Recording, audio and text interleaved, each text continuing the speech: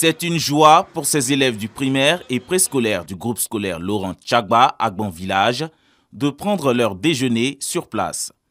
L'établissement dispose désormais d'une cantine moderne, dont du ministre Laurent Tchagba. Élèves, parents et acteurs de l'éducation expriment aux donateurs toute leur reconnaissance.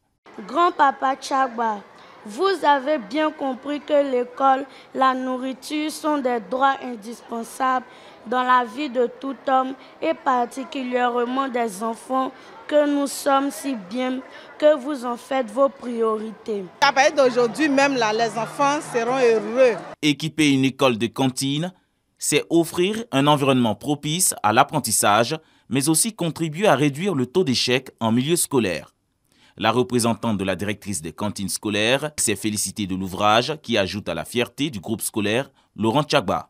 La présente cérémonie nous permet de découvrir que non seulement les normes définies par la DCS ont été respectées, mais la qualité des infrastructures dépasse les espérances de DCS. Et je vous assure que dès les examens de cette année-là, vous verrez que les résultats vont changer en bien.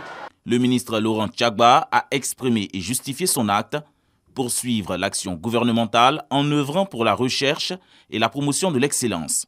Lequel acte s'inscrit dans la vision du président de la République, Alassane Ouattara. Hier, Laurent Tchagba faisait don à Agban Village du groupe scolaire qui porte son nom.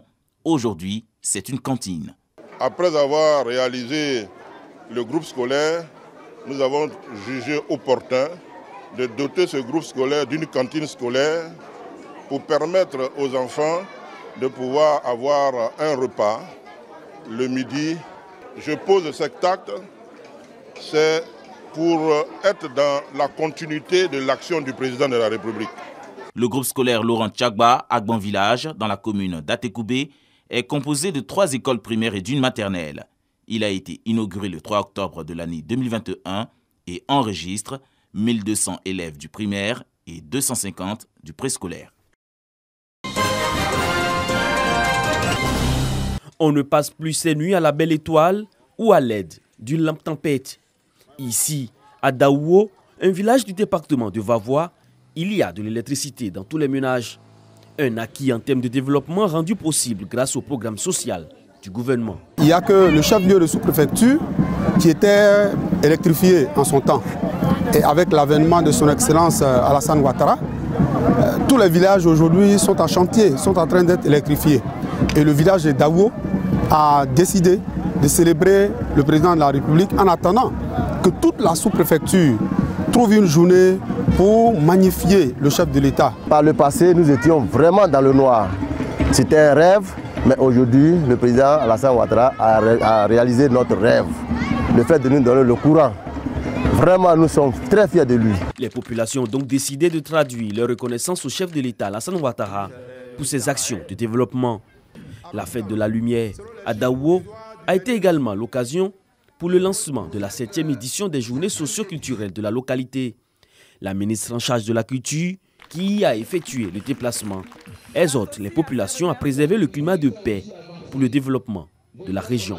La culture est au service de la paix.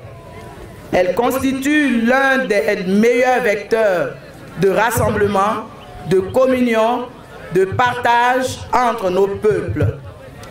En nous appropriant les vraies valeurs qu'elle véhicule, nous serons à même de faire les choix qui garantissent les vraies valeurs de solidarité si chères au président de la République.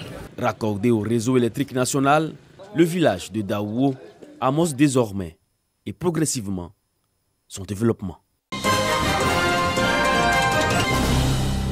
Le monde du cinéma et de l'audiovisuel enregistre un nouveau-né dans ses rangs. Il s'agit du Cinétech Festival, un événement international des techniciens du cinéma et de l'audiovisuel. Il s'agit donc de tous ceux qui interviennent dans la fabrication d'un film ou d'une émission, tous ceux que nous ne voyons pas, qui sont en arrière-plan, qui travaillent dans l'ombre pour que les téléspectateurs et les cinéastes puissent avoir des films de qualité ou des émissions de qualité. Plus de 27 pays, avec leur production cinématographique, sont attendus à Abidjan, capitale économique de la Côte d'Ivoire.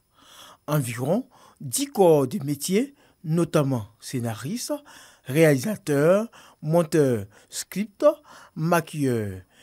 Bref, tous seront récompensés et honorés. Cinétech Festival va se tenir du 28 au 30 avril prochain sur des sites diversifiés dont l'Institut français. Un village cinématographique est également prévu pour les amoureux du cinéma et de l'audiovisuel. La baie des milliardaires, le site archéologique de Tiasalé, le cimetière des avions sont entre autres espaces qui feront animer le volet touristique de cette manifestation.